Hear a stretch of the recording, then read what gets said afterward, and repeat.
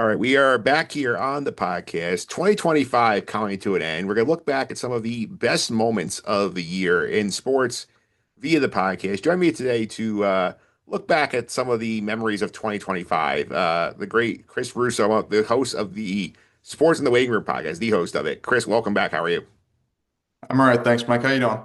Pretty good. It's crazy. 2025 feel like for me, it kind of, started, like I feel like the spring was fast. Summer took a while. Then like once you hit November, it just kind of goes light speed.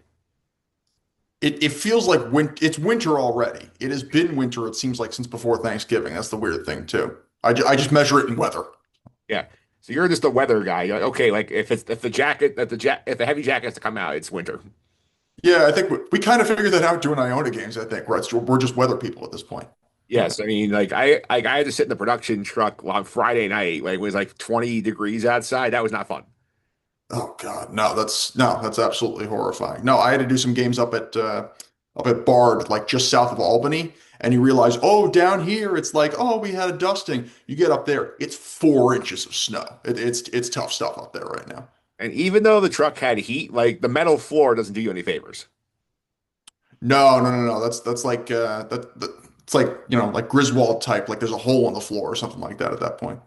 Yeah, absolutely. Here, so what we're gonna do here is this is an annual tradition. Chris, the latest one to take this spot. We're gonna go through the year in like sports through the podcast moments here. So I have pulled 12 clips from the course of the year about the podcast. We're gonna, play some of these moments back.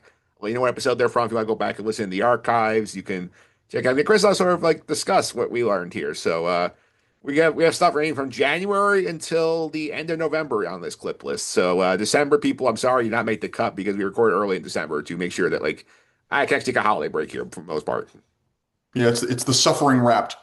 Yes, it is a suffering wrapped here, and suffering wrapped that did get a good reception from the audience here. So I thank you, audience, for listening more this year. Yeah, good group of people. They know what they're doing. Yeah, Yeah, so look, you want to go in chronological order? That made the most sense for you. yeah, that's fine by me. All right, so I think we're going to start back in January here when you remember like at the end of the football season last year, the Jets cleaned house as they'd already done it in the season. The Giants opted to stay put here. So we had obviously we've learned as time went on that obviously Brian Dable is now gone. Joe Shane might be out the door in a few weeks. I had one of my good friends, one of the most novel Giant fans I know, Justin Diaz, came on the podcast in January. Talked about how he felt John Mara makes his decision process here. So we'll play this clip, get your thoughts on it after the fact here. So this is Justin explaining John how he feels John Mara makes his decisions about who to keep and who to let go. Since Coughlin, John Mara's philosophy when it came to personnel decisions has been let me look for an excuse to keep these guys. If you're an owner or someone making decisions, really in anything, but in particular, let's just talk about NFL teams. When you're evaluating if you should be keeping a coach or a GM, if it's questionable, the question should be, am I confident these are the right people to run my team?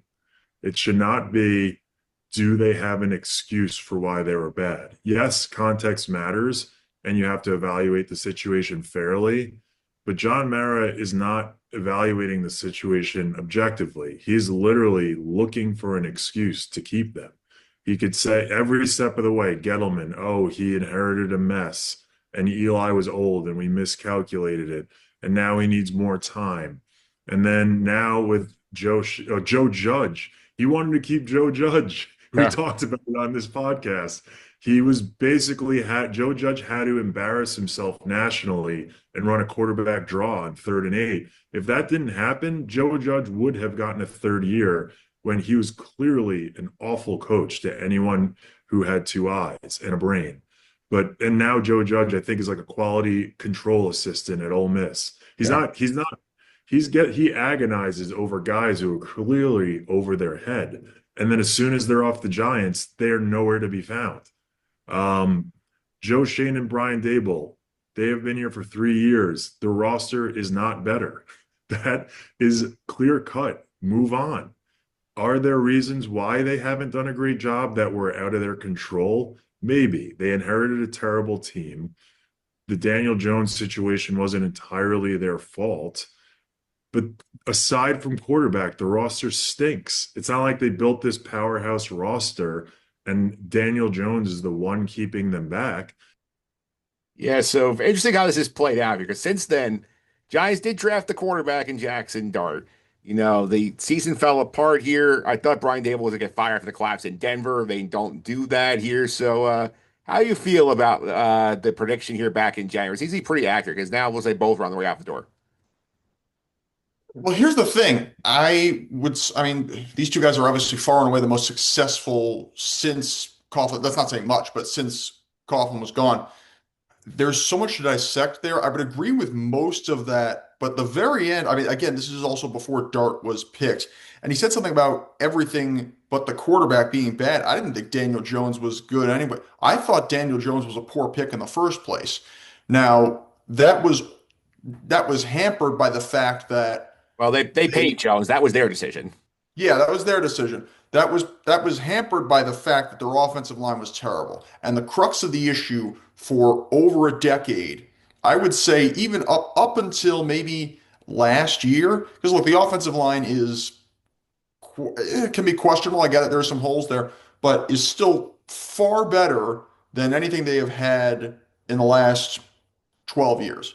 But that was far and away their largest issue. And that's the biggest reason that Daniel Jones could not succeed, beside him not being as good as maybe we thought he would be when he was drafted.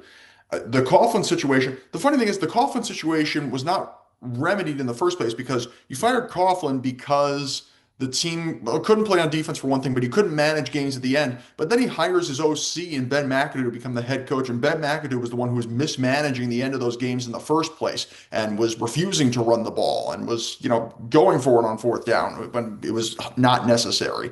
That was a bad thing in the first place. Then he hires, he also doesn't let McAdoo go after, well, I think McAdoo wanted to go after Mahomes. So it was a bad situation, begets a bad situation. And then it was, let's see, then it was, You remember they had the whole debacle too, where they benched Eli to end the streak, and then oh, well, that's the reason he got fired. yeah. Because you knew back Ben McAdoo, it looked like he was a bad coach, but he disrespected the organization. He disrespected Eli Manning. He made a terrible mistake. And he is probably more hated as a coach than any of those guys on there, even though he had as much success as probably anybody post Coughlin besides Dable. Even though he was one who got into the playoffs, the fact that he benched Eli Manning, Giant fans hate him more than anyone.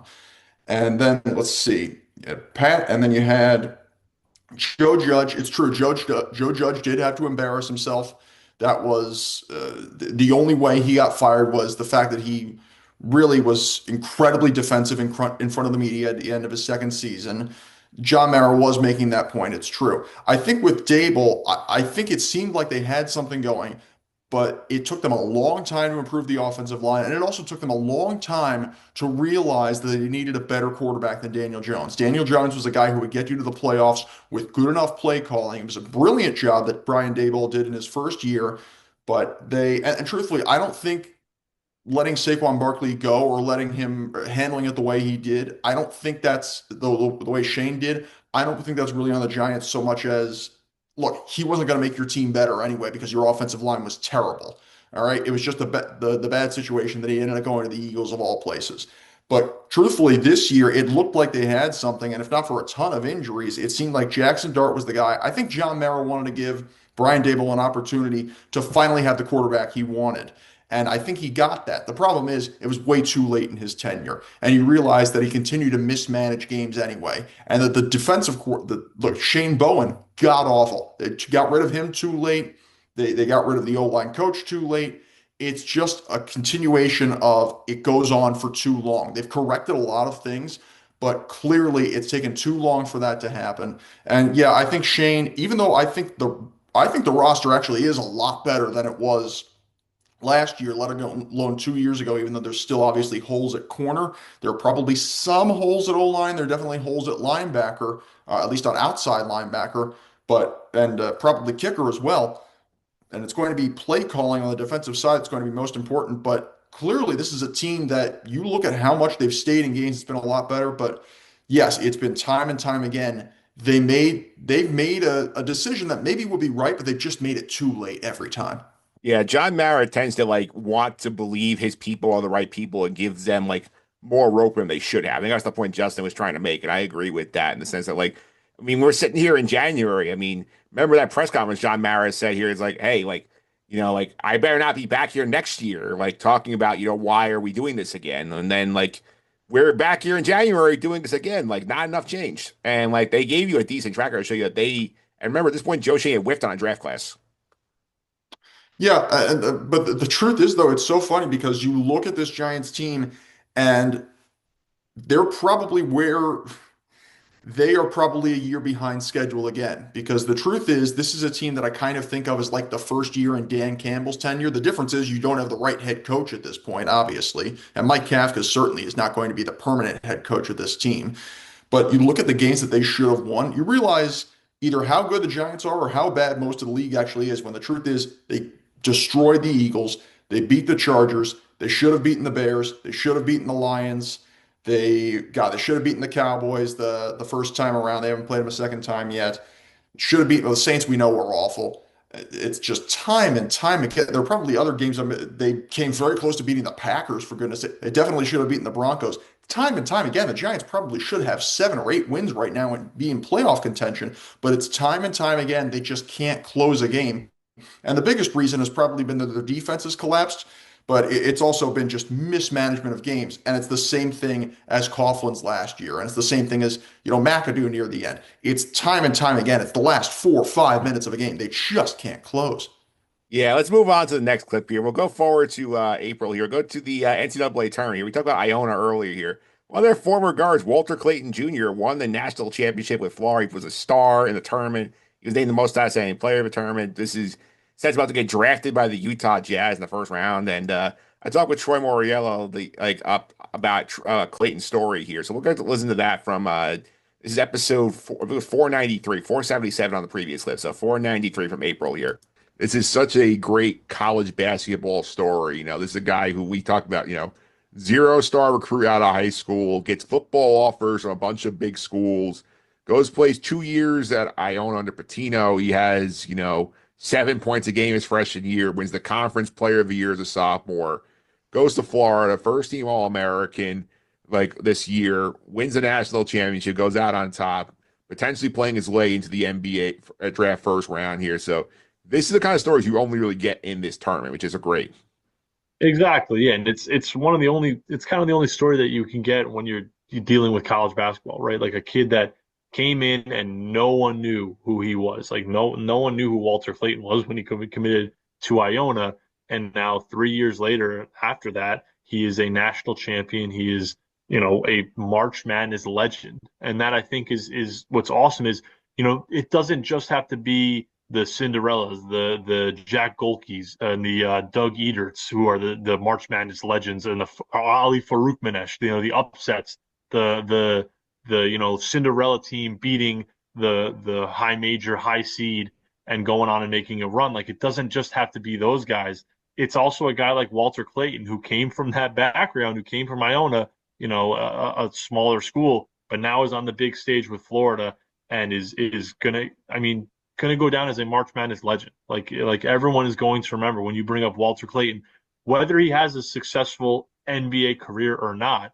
When you bring up Walter Clayton from now on, it's going to be wow, that run in 2025 with Florida, man, 30 points in back-to-back games, making the big play late, hitting some crazy shots to win in that Texas Tech game. Like he's got those moments now.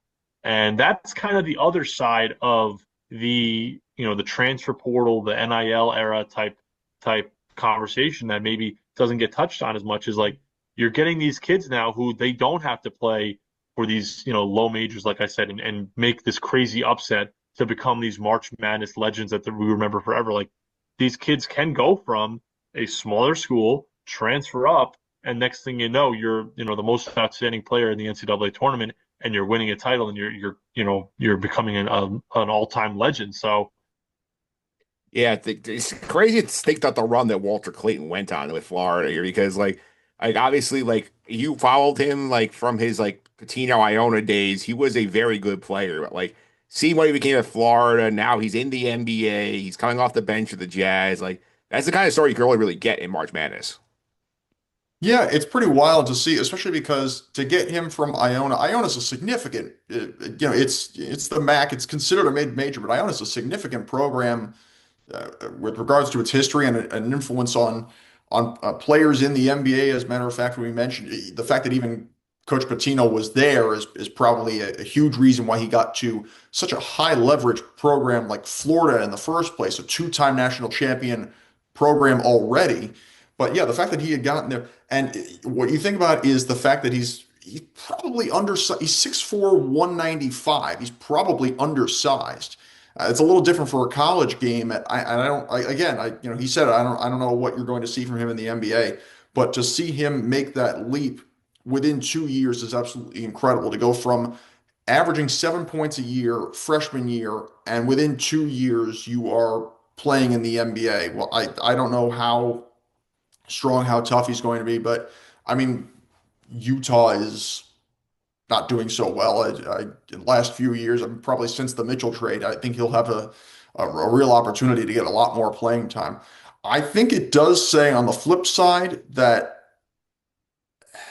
it's part of a larger, I think, negative trend for me. Not Clayton, but and not Florida winning the national championship because it was an incredible run. It was one of the most entertaining national championship games. I think they're finished with Houston the steal at the end.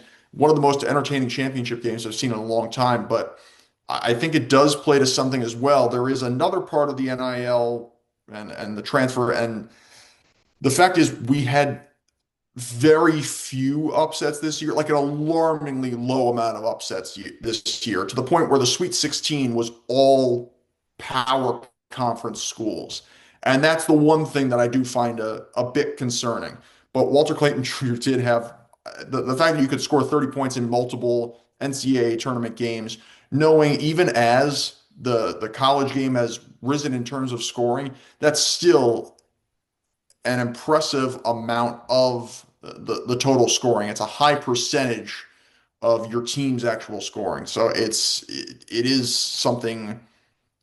It's a guy growing up at the age of 20, and it was ultimately very impressive. One of the more remarkable finishers, and he put himself on that level even in 1 year with athletes at that school like Joakim Noah, or even to an extent, sort of a Tim Tebow if we're crossing over.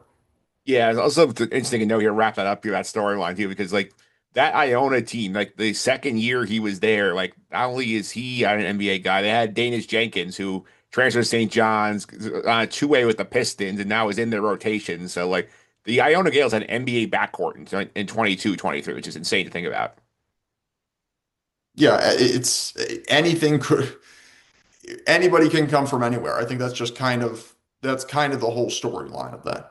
Yeah, it is here. So let's go forward to May here. NBA playoffs here. We're going to skip the NHL side. Not much happened on the NHL side local front in the playoffs. Devils around quick when Jack Hughes got hurt. Story of the spring was the Knicks, because the Knicks, obviously, they win the first round. They beat the Celtics the second round, a big upset nobody saw coming here. And I had a chance to chat in episode 502 with Tom Bacchino of the Sorry to Interrupt podcast. He was a big Knicks guy. We did our NBA playoff spots here. So we'll talk some Knicks Celtics with Tom as they break down the big upset, what it meant for them right here in this fun clip. Crazy how that whole series flipped on those two blown leads. Exactly. That's exactly the words that came to my mind was just a broken spirit to the point where it's like they're doing everything right. But it was like Jekyll and Hyde with the Celtics. They just turned into a jump shot hero ball basketball team in the fourth quarter. And I couldn't the first game, okay, cool, whatever. We didn't think I didn't think they were gonna do it again. And it was deja vu all over again in game two. It was incredible. It was here, and it's crazy because like obviously like they have the big win in game three, the Celtics. Game four, the Knicks were dominating second half where Tatum gets hurt. You got the little dead cat bounce in game five with Luke Cornett game was going to be known basically from here until the end of time. But game six, you That's saw, fine. He got bitched in game six. They went right at his chest from the tip. yeah, it was over like basically immediately in game six. Yeah, exactly. And I wish I bet on it. I was obviously, as you know, out of the country, so I was watching the games at 3 o'clock in the morning. I couldn't. That game five just felt like the most obvious thing to happen ever. The Knicks are on such a high, and the Celtics are just fighting. They got the heart of a champion, and their best player by far just suffered a truly devastating injury. But then the Knicks came right back out. I got to give kudos to literally every single player in this rotation, man. Mitchell Robinson getting better with his free throws. The hack and Mitch went away because of him making his free throws, playing perimeter defense like he's fucking Gary Payton, the glove out there, and getting like Deuce McBride getting chased down blocks, banging big threes, and then obviously the starting five all took care of business. And I got a couple concerns, but we'll talk about that in the preview. Right now, it's just a time to celebrate. New York has not been between obviously I was just telling you before we got on the pod, like as a St. John's fan, as a Knicks fan, and then the Yankees going to the World Series this year outside of the Jets, like as an adult, I just don't know how to feel as a fan because I don't know what success feels like. With the Mets being what they are this year, the Yankees, St. John's, and the Knicks, it's like the city's jumping, man. All you think about the end of that clip here is like you consider what happened with the two baseball teams this year, and you consider the fact that your whole team fired here. The high of the year for the New York sports probably the Knicks getting to the Eastern Conference Finals. Yeah, I don't think there's a doubt. I mean, the city in general probably because it is, I think in the last 25 years, fairly rare to see the Knicks so good. The city really is probably as electric as ever when the Knicks are good, because that probably has with the exception of the Jets, probably has the lowest years of lowest percent of years of success. And yeah, I remember watching that series. I actually remember I was doing another podcast. I was in this room, I think during game two, and I remember thinking, well, first off, going into that series, I kept thinking they're probably going to lose. I'm going to say Celtics in six. I'll say, you know what, the Knicks, I know got swept in the regular season. I think they'll take a couple of games. They'll show some fight. I always said I thought the concern for the Knicks was can they compete in the middle with the Celtics. And then once the Towns trade happened, I thought, oh, they're you know what this is probably it. This should be good for them. I think they are a championship contender now. And then regular season they got picked apart by the Celtics time and time again. And then they win the first game, and I'm like, okay, wow, that's impressive. That's a good sign if you're a Knicks fan right there. Truthfully, I'm not that surprised that the Celtics. Part of this was the Celtics blowing it. Part of this was also the Knicks earning it. But truthfully, the Celtics had maybe the easiest run. Honestly, seriously, the Celtics maybe had the easiest run a team had ever had at the NBA title the year before. When you consider the amount of teams they had that were just facing injury, they didn't have. Honestly, the Knicks were a more competitive team than the Pacers, not last year, but in 2024. And the Knicks just entire team just got hurt by the end of that Pacers series. And you want to talk about Tyrese Halliburton getting hurt, and that's why OKC won the title. You talk about there were like three different times where the Knicks were probably cost a title by injury. Patrick Ewing in 99, Willis Reed in 72, and then arguably 2024, or at least were cost that series. But the first game with the Celtics, you thought, wow, that's a lot of fight. That's impressive. And then the second game, I think I remember being in this room and then hearing again, I'm not, I'm neutral, whatever. My family's Knicks fans, and I just remember my entire family yelling as Bridges stole the ball at the end of game two. That's the other thing. I know it would have been different if they had won the title, but Mikal Bridges should probably forever be regarded as a Knick legend for stripping Tatum and Brown at the end of those first two games. That is something the likes of which we will probably never see again. Two consecutive strips, a block and a strip at the end of the first two games, both in Boston. It was insane. The Tatum going off in game three, it made perfect sense. Game four. Truthfully, when Tatum got hurt at the end of game four, that series was probably over anyway. Celtic fans will make that argument, but the Knicks had pretty much put that series on ice anyway. The Celtics had a great fight in game five. I might make the argument that Jaylen Brown is more crucial to that team than Jason Tatum is anyway, but obviously without Tatum, you're in big trouble. And then the Knicks not only beating the Celtics in game six, but absolutely mercilessly destroying them is probably the best moment Nick fans have had probably since Patrick Ewing played. It was an incredible thing. And had Tom Thibodeau used his bench more, the Knicks might have been in the finals and maybe won the whole thing. But still, the fact that they even got past the Celtics of all teams was such for the city, I think a very beautiful thing for them. It was a very unifying moment for the city. Yeah, as you can see, we'll talk more Knicks a little bit on the podcast here. So there's another clip of the Knicks later on here, but take a detour to the Sky Guys side, I think the Star Wars side of things here. And Chris, I know you were, I guess Star Wars. I have not been on the Andor stuff, but I know you've heard like how well received it was by people who've seen the show. Like probably like the most popular Star Wars property since early Mandalorian. Yeah, I mean, that's certainly what I've heard.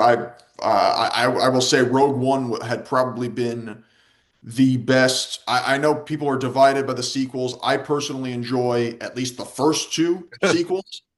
But I will say Rogue One up to that point was probably, I would make the argument, the best Star Wars film since Empire.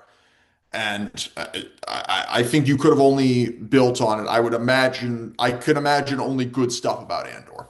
Yeah, with the Sky Guys, we dropped their Andor coverage on this feed this year, so we're going to talk about real quick. We'll listen to what someone's had to say on the podcast about the legacy of Andor and like what it will mean to the brand going forward here. So we'll play that clip now from one of the Sky Guys crossovers. So I think the legacy is not only it being a great show, but it should be quote unquote copied, right? How they did it moving forward for Star Wars, event, Marvel, whatever their properties are. This was written correctly.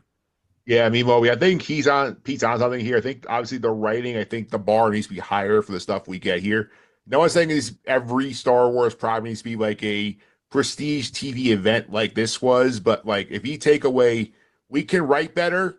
We don't need to throw in jingle keys every chance we get. We don't need to have like this random guy we saw in one comic book be like a focal character Sure. for episodes. I think if we do that and have that enhance the quality of other Star Wars we're getting, I think it'll be a big service to the franchise as a whole. Yeah, I like. Do I think this is the I can't even talk. The most well-written Star Wars show or movie we've gotten? Yes. Do I think it's the best well-written it's hard to say. Like it's not the best Star Wars show in my opinion because it's not inherently Star Wars-y, right? Like you have all the original movies with George. They're more Star Wars-esque, right? You have lightsabers, you have the whole thing. But do I think Andor season 2 is the most well written overall? Yes, but I don't think it's the best That doesn't mean it's the best Star Wars like show or movie to me. But I worry about how slow it is. That's like the main complaint I get is slowness, and I worry that the legacy of it is that it's a slow paced show. Because that's most of the comments I have is like we just can't get through the first like 4 episodes. I'm just like, I'm struggling. I'm like, is it worth it? Like I get comments all the time like, hey, is it worth it? Should I continue? I'm like, yes, you got to get to it. It's like the most on-screen deaths I've ever seen in Star Wars. Like you got to get to the thing. But I'm very happy with it and the writing stellar. I think with the success of this, hopefully Disney takes this and like, hey, this is what people want. And they can continue with that and make more like in-depth storylines like this. I don't know what it's going to be, the legacy, but I hope the legacy is that we can look back and say, this is when Star Wars figured it out. Yeah, it's certainly an interesting point here with this situation here. I know you've not gotten to the Andor yet. I would highly recommend it because like if you were like a prestige TV guy, this is very much like up that alley in terms of like the quality level feels like it would be up there. It was nominated for best drama series both seasons it had. I just find it funny. First off, just that quote. I was just laughing a little bit. That quote at the end. This is when Star Wars finally got it right. When you're 47 years into the franchise. I think it's more Disney Star Wars. What do you mean? Yes, Disney Star Wars got it right. At least, yes. I'm just picturing the Cartman Kathleen Kennedy, but I can totally understand. I can understand that point about the best Star Wars series versus the best series that is within the Star Wars saga. Because let's think about it this way. Okay. okay, we're watching a lot of, whether you celebrate Christmas or not, you might be watching a lot of Christmas themed stuff right now, or a lot of holiday themed movies right now. I would argue Elf is the best Christmas movie.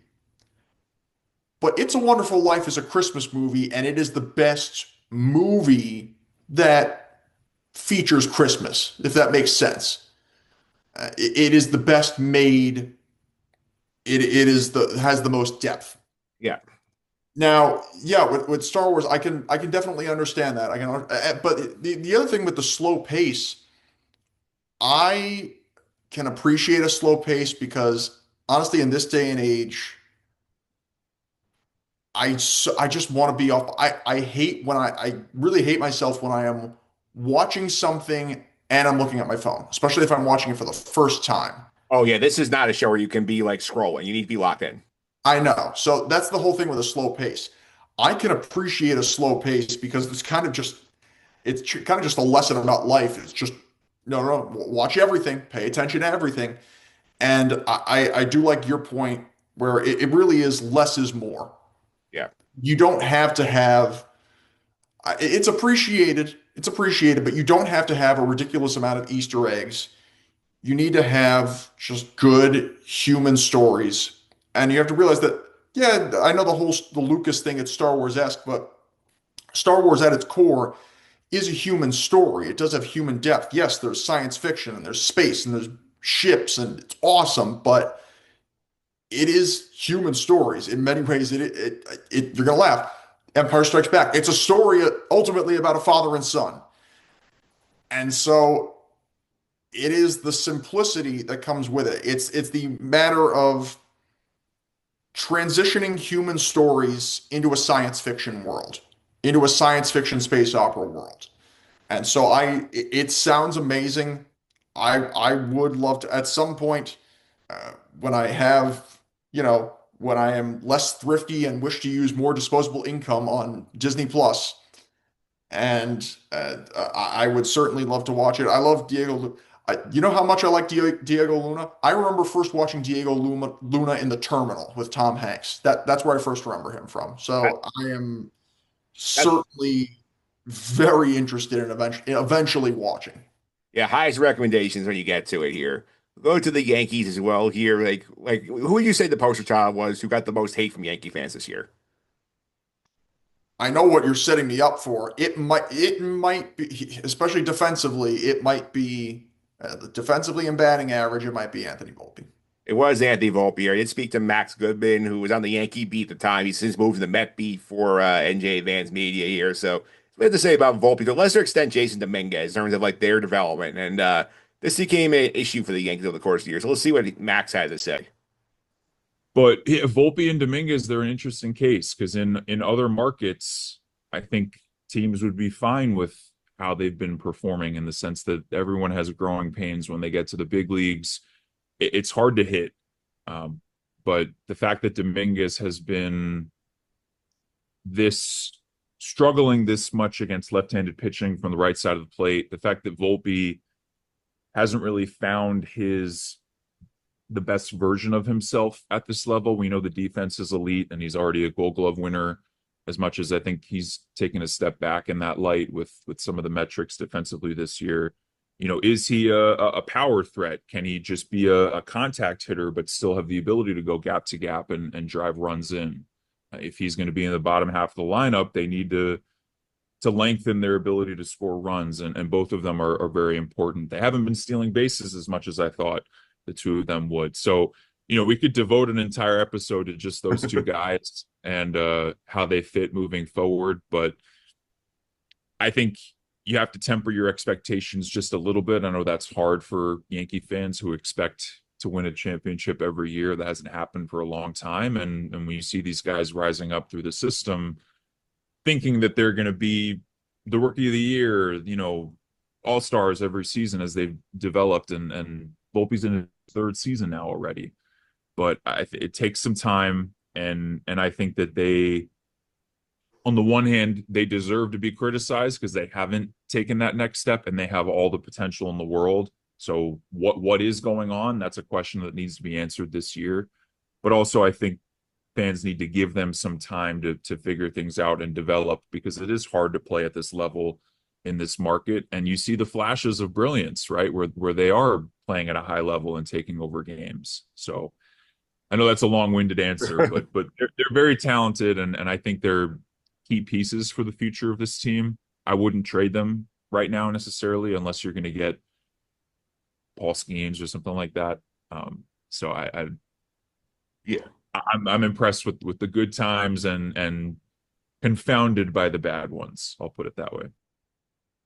Yeah, so since that clip happened in June, basically we saw Volpe basically played the year with a shoulder injury that they said was not an issue. They needed surgery. Dominguez gets benched in the playoffs for Grisham and Bellinger in left field, and we don't know what's happening with these guys this year. So like I think you're a Yankee fan. It's fair to be concerned with the player development, especially of these two who were basically marketed as, like these are franchise studs.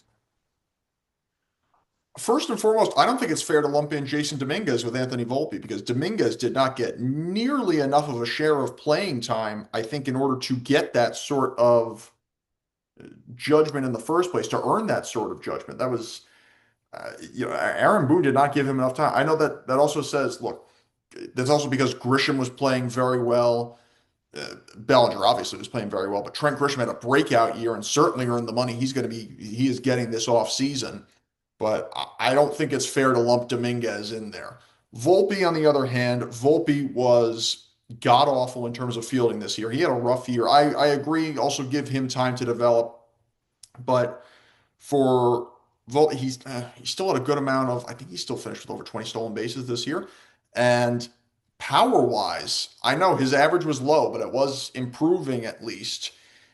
Power-wise, he's actually one of the better shortstops they've had in a while. I mean, certainly he has a better power ceiling than I know. He has a better power ceiling than Jeter ever had. So it's a matter of hitting better for average, and truthfully, just fielding is going to be a difference. But you do wonder at a point, are you going to have to? I'm not even saying move him as a player, not to go into the whole Mara thing of giving guys too long a leash, but are you going to have to move him to, I don't know, do you move him to second base or something and you move Jazz Chisholm around? I don't know what the situation is going to be, but to put all of that on Volpe, let alone both of those guys, I mean, there were a lot of problems this season for the Yankees. A lot of them were injuries, and I can kind of understand the whole thing of Steinbrenner, not wanting to spend as much, but again, you're the Yankees, and somebody's going to have to compete with the Dodgers on that front. So you're going to have to go out and get somebody. Yeah, we'll see what they do here. As of right now, it sounds like Volpe is the shortstop. Who knows what they do with Dominguez after they have the whole situation play out with like the whole free agency thing, like whether it's Bellinger comes back, whether it's Grisham, Spencer Jones. But we will go ahead now to the end of August. The U.S. Open came in here. The main rivalry in tennis right now, Alcaraz and Sinner end up meeting in the final here. Great Chris Otto, the tennis writer, came on my podcast. Talk about what the rivalry would mean when they got to meet again. They at stage of two classic finals earlier in the year. Let's hear what Chris had to say. It would be incredible if they do meet up again, because there was a match that they played in, I believe, I have to check, but 2021 they played a 5-setter. It was really the arrival of the rivalry. It was a late night match. It was Alcaraz's pretty much first miraculous win where he saved the match point and came back and beat Sinner at 5. And it was this match where I don't think we knew quite what to expect from those two, and they put on this incredible show. Match ended, well after midnight. Many fans stayed around Arthur Ashe Stadium. The tennis, and I was in the house that night to watch it live. The tennis was mind blowing, and that's when I personally first realized, wow, these guys are unbelievable players on their own, but when they compete against each other, the way they match up, the skills that they have and have to put on the line to try and nullify the other's games is just remarkable tennis. High speed, quick strike tennis, just athletic movement, and it made you think wow, these guys are as entertaining to watch potentially as the Djokovic Nadal, the Federer Djokovic, the Nadal Federer rivalries. I don't think they're there yet. I think they need more history to pile up. They need more matchups. They've only played 14 times so far and twice in major finals, but that was the message I got. And the follow through in the last few years has been revelatory. These guys are just, it's a fantastic rivalry and people love to see it. Unfortunately, their last matchup at Cincinnati ended in illness and Sinner lost the first 5 games and couldn't continue. So it'd be nice to get that taste out of her mouth and see them play again. But then again, it would be nice to see some upsets as well. I will say that. Yeah, definitely interesting on that front as well. And I remember that match you talk about here. Like they played 2022, the U.S. Open, like ended 2:50 in the morning, which is I think still the latest match ever ended on Ash, like in the U.S. Open. Thank you for the stats there. Yeah, 2022, and Alcaraz went on to win his first of 5 major titles at that event. So yeah, I don't think anybody's forgotten that match at all. That one will go down in the history books. Yeah, crazy to think like that. Like we went from one dominant era of Big 3 tennis to now Big 2 tennis with those two guys. Yeah, you need those guys to match up. And the truth is, especially with a sport like tennis, or that is something that is an individual sport, that is a sport that is probably not as observed as some of the other ones we've discussed. And there are always, especially for those sports, there are 1, 2, 3 people you really focus on. And that was kind of an issue for golf post Tiger Woods crash and scandal, is who was going to be the face of the sport. And it kind of took a while for that to happen. And even then, Tiger had a bounce back for a moment in winning again. And then you always kind of need a villain. And some people would, a lot of people were pro Federer, pro Nadal, pro Djokovic. Djokovic, I think, with some of his stances, was kind of considered a villain at times. Some people considered Serena a little villainous at times, and it happens again and again. And truthfully, I think a small part of this, actually, just one back. Well, I was just going to mention that golf kind of, in some ways, was actually aided by Liv because there's so much more of a hatred now. But tennis, I think the fact that Sinner, clearly these two guys are the best in the sport. The fact that Sinner tested positive for performance enhancing drugs, and then we don't really know how it happened, and then kind of got away with it, kind of adds fuel to the fire. And so I think if you are running the US Open, if you're running the Australian Open, if you're running the French Open or Wimbledon, you want to see these guys match up as many times as possible, the way we got to see Federer and Djokovic and Nadal. And of course, you don't want to, arrange that, but you are just rooting for that to happen as many times as possible because it brings more eyes to the sport. These are clearly the two best. You want a best on best matchup any given time. And the more you see those guys play, especially if you see them play in Flushing, the more entertainment value there is. Yep, for sure. So let's go ahead now to the end of the baseball season. Mets end up collapsing, missing the playoffs entirely, which was unfathomable, the best record in the league on June 12th. Anthony McCarron from SNY came on, reacted to the collapse. So let's listen to what he had to say. This is from September, episode 521. Mike, I thought as late as this weekend that they were still going to make the playoffs because, I'm not particularly wowed by the teams that were chasing them. I mean, the Reds were not a huge juggernaut or anything, and they gave the Mets plenty of chances, but the biggest roadblock to the Mets making the playoffs turned out to be the Mets. And, that's too bad for them because the season, as you said, really did start so well. And, they had the best record in baseball. And at that time, like they didn't even feel like they were playing particularly great to get there.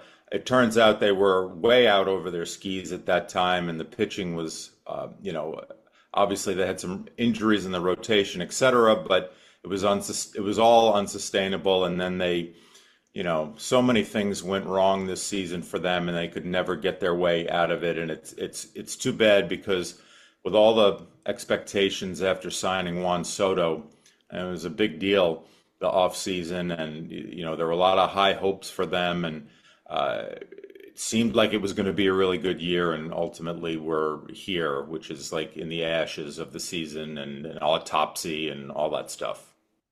Yeah, and obviously a lot changes here in terms of the Mets already because this offseason alone, since we started the offseason here, they traded Brandon Nimmo away. They got back Marcus Simeon. They signed Devin Williams, their closer. And as of recording day, recording on this during winter meetings every night, Edwin Diaz has walked to the Dodgers. So like big changes here, and not a lot of them are popular at this moment here. The Mets are sort of like now in a have to prove themselves to the fan base again. Yeah, I would tend to agree. I remember you shared with me, and I looked over it. You wrote a really nice article. It was a fan-sided article, I believe. Oh, the Mets on SI. Or it was an SI article, pardon me. It was yeah, an SI article about pretty much, was it 20? I think it was 20 games the Mets are really going to regret losing this year.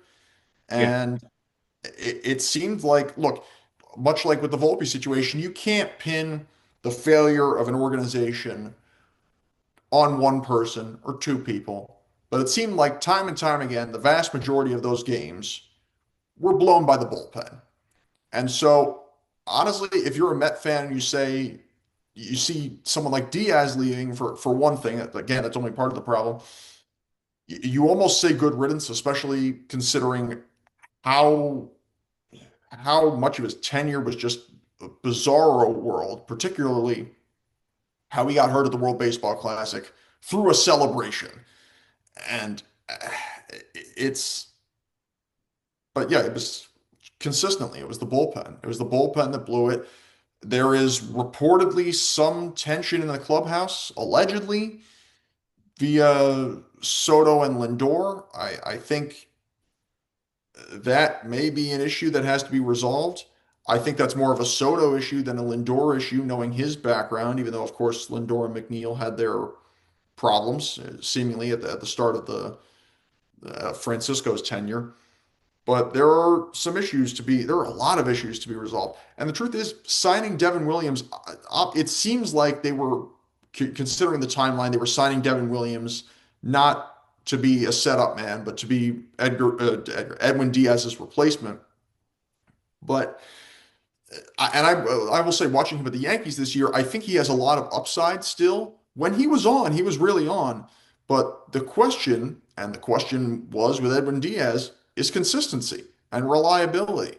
You'd rather have a guy with a 2.70 ERA who will close games night after night after night than a guy with a 2.35 who is going to get a lot of blown saves, and he's going to give you probably a heart attack a few times even before closing a game, and he'll blow several saves as well. I'd rather have the former. So there's that. There's the Alonso situation where he's apparently not meeting with the Mets during winter meetings. There's a lot to be resolved, and it is chaos, and especially chaos for a team that is 1 year removed from being a couple wins from going to the World Series. So there's a lot to be solved here, and prove yourself is definitely the best way to put it this year, because this was a year of regression for the Mets for sure. Yeah.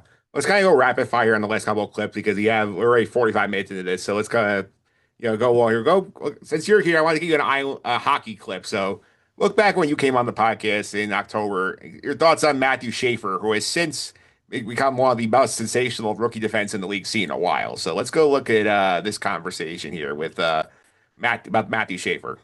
What do you think we can expect from Matthew Schaefer as a rookie? Well, I would say his offensive ceiling is high. I don't know if his average production is going to be that high. He had 22 points in 17 games with Erie last year, and that's another thing is, you played in the CHL, but you played on American soil consistently. You played home games on American soil, which I think is a little bit important in his development. But he had 17 points in 56 games the year before. And again, that's a longer stretch. That's a longer season. So you wonder how he's going to adapt to playing an 82 game year. And the NHL is not a league where you think of load management. So his development's going to be crucial. The coaching is going to be crucial. His health is going to be crucial. And finding the right pairing for him is going to be important. I actually had a friend send me some sort of clip of pretty much, I forget who it was, but a couple Islanders trying to just kind of shade Matt Rempe as he gets towards Schaefer, protecting the puck behind his own goal line.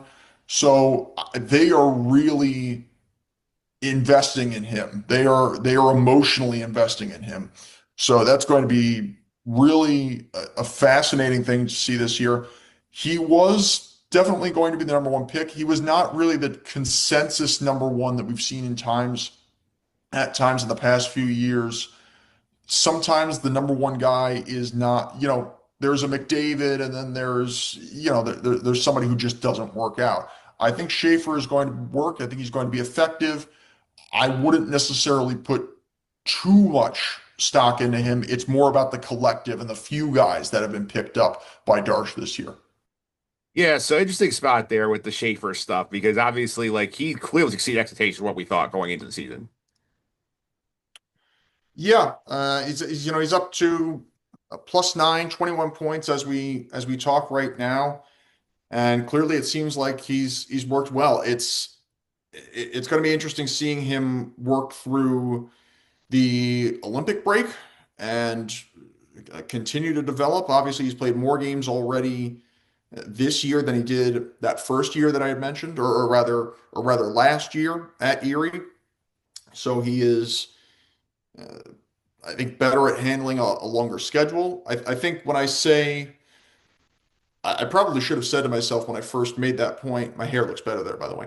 I probably should have said when I made that point that, you look at some guys at any given level and points are not everything. 17 points in a 56 game stretch. He could have created chances time and time again. And there's also the thing that is not seen in hockey, the tertiary assist, where that can be seen in plus minus probably as well. So clearly it's worked out. The Islanders look strong this year. It's been a very, very bizarre year in the NHL considering how high the Metropolitan Division has been above a lot of the rest of the league and how high the Eastern Conference has been above the Western Conference. But clearly he's a very smart player. He can play at a high level, and he looks like he could be the future of the Islander organization on the back end. Yep, for sure. So let's go back to the Knicks. We talked about this earlier here with them going in here. Obviously, since they lost to the conference finals, they changed coaches. A lot happens in the East in terms of players getting hurt. We see Tatum goes down, Halliburton goes down. Now they're set up to potentially make a deep run in the East. So Chris Persianen joined the podcast. Was he talk about the Knicks here? So talk about what he saw for them expectations in the Eastern Conference. Go listen to Chris here. It's from episode 525. To me, like I feel like this is a spot where if you're the Knicks, you're sitting here like, if we are not at least in the Eastern Conference Finals with everyone healthy, this is a disappointing result for us. Yeah, especially because they just made the conference finals and then fired the coach. It feels like it's not unfair to have the expectation to be at least to make it back to that same point. But you never really know how playoff brackets are going to work out. You never know if the Knicks are going to catch a team in the second round that just has their number. Maybe it's the Cavs, right? Maybe that's how the seeding works out. And one of the Cavs or the Knicks has to be a second round exit because they're playing each other.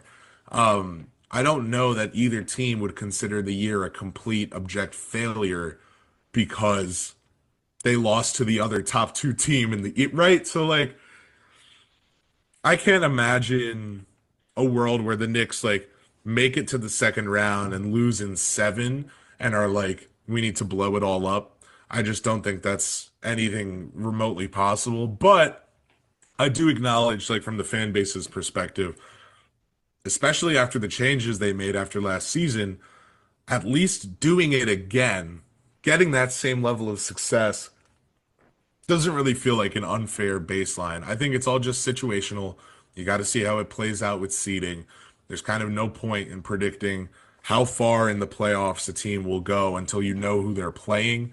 If I had to, I'd say, yeah, I think the Knicks make it back to the conference finals. Maybe it's a matchup against Cleveland. Maybe they win the conference finals and then get decimated by the Nuggets or Thunder. But I think they're going to have a good season. I think they're going to be a good team. And I think that they're objectively building now and still somehow for the future because this Giannis Antetokounmpo headline is already having some people look ahead to next offseason as, oh, they might get even better.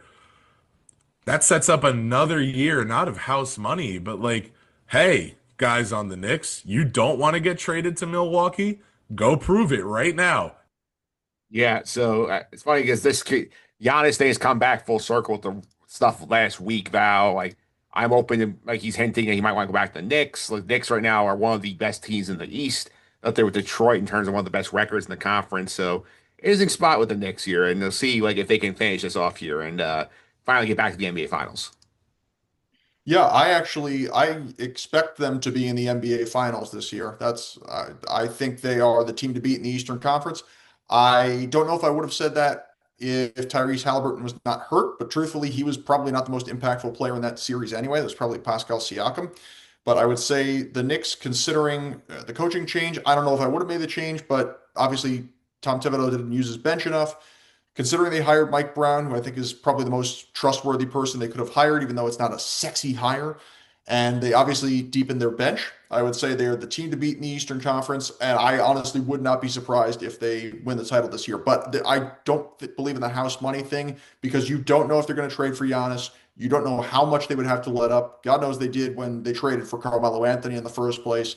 So that can happen time and time again. You have to live for the now.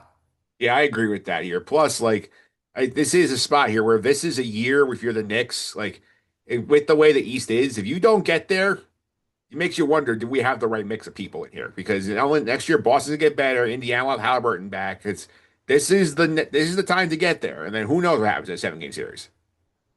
Yeah, you're in win now mode. You are absolutely in win now mode. Yeah. All right, so let's go on here to the other big headline. We'll go back to the football world for a few minutes here with the Jets, who made these big, shocking deadline trades. They send Sauce Gardner out. They send Quentin Williams to Dallas. Mike Sando, the Athletic, came on the podcast to talk about this right after the trades were made. He was on the day after the deadline. So let's hear what Mike Sando had to say about the Jet setup here and the trades they made and how it sets up for the future. This is from episode 531, I believe. I think they did well if they're committed to Aaron Glenn for the long term. I think that obviously this is going to take a while, and Glenn comes in and he decides, ideally, hey, who's the best fit for what we want to do? I thought it was a little odd that they signed Sauce Gardner to that deal when they did. They didn't have to do it. Sometimes I like it when the staff comes in and gets to make that evaluation, but I think I'm fine with it. I think Quentin Williams is a great player. I'm not sure that he's the perfect fit for what they want to do. They're going to go Detroit style. They're probably going to get some bigger guys. So I love the fact that they, made decisions quickly, got good value in return. The test for them is just, do you have the patience now to go forward with what that means? The expectations now change. To me, this shows a longer runway for Aaron Glenn. But as we know, the Jets have aborted a lot of takeoffs over the years, right? Yep, they have. So if they're willing to, remember Dan Campbell was 4-19-1. Yeah. And he had Jared Goff already. Yeah. He inherited a quarterback they traded a quarterback who had gone to the Super Bowl. So, what would the Jets do to have Jared Goff right now, right? Yeah. It would be a totally different setup. So they still have a lot of work to do. They have more work to do than they had to do yesterday. But if they're willing to take the time and they have the right people, it can be okay. Yeah, and interesting to note, since that trade was made, basically, the Jets have won 2 more games. They went, I think, 2-3 since they made those deals. And the Colts are now in free fall. They've lost 4 or 5. Daniel Jones out for the season. Sauce Gardner's out for a bit here. There's a chance that pick they got from Indy is going to be in the top 15 this year. Yeah, I'd agree with that. And truthfully, this is it's kind of like the Giants where you're kind of in a good spot because you're being competitive in a lot of these games. I mean, they were very competitive. And look at the Buccaneers game early in the year. I know it was, miraculous they got the blocked kick, but they almost won that game. And if the Tampa team that's really competitive, you look at honestly the Patriots, they were competitive for a second, and Adonai Mitchell, clearly this trade was not for Adonai Mitchell because he made a couple of big drops in that game, and Fields was not as bad in Foxborough as probably anything would imply. And the Patriots seem to be, in many ways, the high watermark right now. But no, they've been the Bills. They were relatively competitive with them at times this year. So no, I don't think they're in a bad situation, and I think they should be committed to Aaron Glenn. Aaron Glenn clearly has instilled or is starting to instill a good culture there.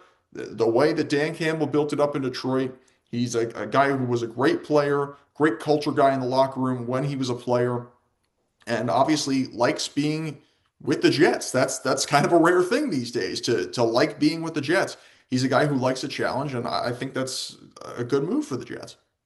Yep. So we'll wrap up here. One last clip here for the sake of time. I'm going to go to our giant conversation here because we mentioned before Brian Dable's gone. Joe Shane's still here.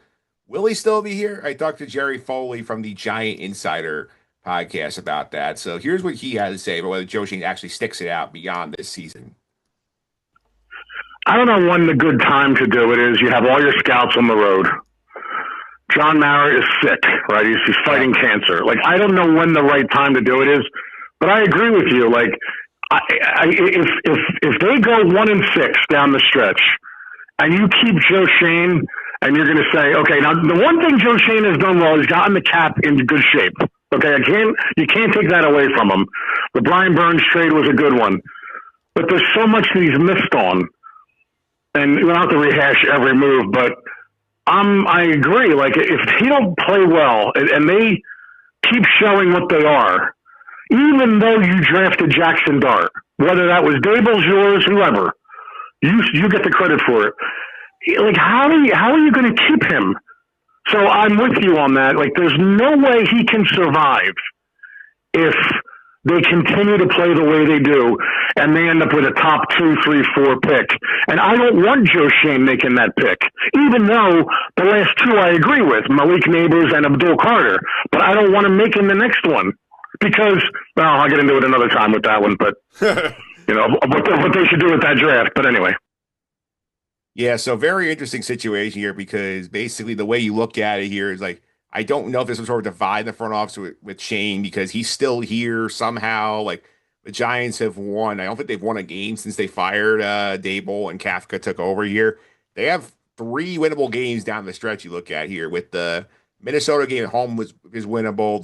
The Raider trip and the Commanders coming in this week. So you look at this here, you're worried if you're a Giant fan here, like if they split these games, is this enough to keep this guy around and create the uneven head coach GM quarterback situation, which it shouldn't be, but given John Mara's, situation, is like apparently like, the fact that he likes Shane enough to think the coaching was the problem, like I'd be worried if I'm a Giants fan.